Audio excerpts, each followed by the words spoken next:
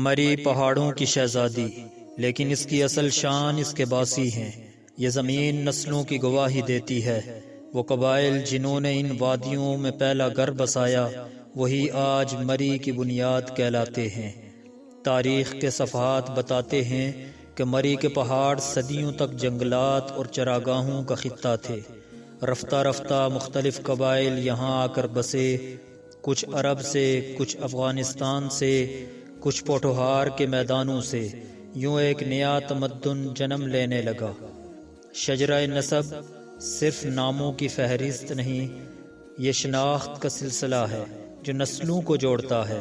مری کے قبائل نے اپنے نسب کو امانت سمجھا اور سینہ بسینہ اسے زندہ رکھا۔ عباسی مری کے سب سے قدیم اور با اثر قبائل میں شامل ہیں۔ ان کا نسب حضرت عباس رضی اللہ تعالی عنہ سے جا ملتا ہے۔ انہوں نے مری میں علم، خدمت اور قیادت کا چراغ روشن رکھا۔ ان کی حویلیاں، روایات اور شجرے آج بھی ان کے فخر کی علامت ہیں۔ سدوزئی خاندان مری کے ان قبائل میں سے ہے جنہوں نے افغان روایات کو یہاں بسایا۔ بہادری، غیرت اور عزت ان کی پہچان ہے۔ ان کے شجرے پشتون تاریخ سے جڑتے ہیں، مگر ان کا دل مری کی وادیوں میں دھڑکتا ہے۔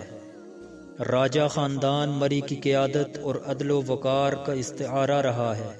ان کا شجرہ نسب راجپوت تاریخ سے جڑتا ہے۔ مری کے کئی علاقے آج بھی راجگان مری کے نام سے جانے جاتے ہیں۔ قیادت ان کے خون میں ہے۔ ستیاں کے باسی ستی قبیلہ اپنی وفاداری، ثابت قدمی اور محنت کے لیے مشہور ہے۔ ان کے بزرگوں نے ان وادیوں کو آباد کیا، زمینیں سنواری اور نسل در نسل اپنی پہچان قائم رکھی۔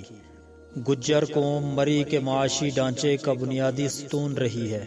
انہوں نے زمین سے رزق حاصل کیا، محنت کو عبادت بنایا۔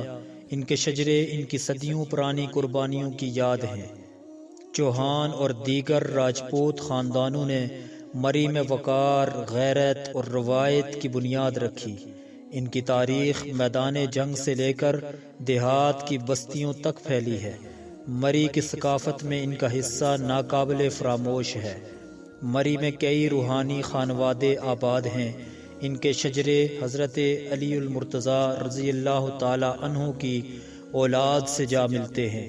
ان بزرگوں نے علم، عبادت اور اصلاح معاشرہ کی روایت کو فروغ دیا۔ پہلے زمانے میں شجرہ نویس مخصوص علماء ہوتے تھے جو نسب کو قلم سے محفوظ کرتے۔ آج ان دستاویزات کی حفاظت مری کے ماضی کو حال سے جوڑنے کا ذریعہ ہے۔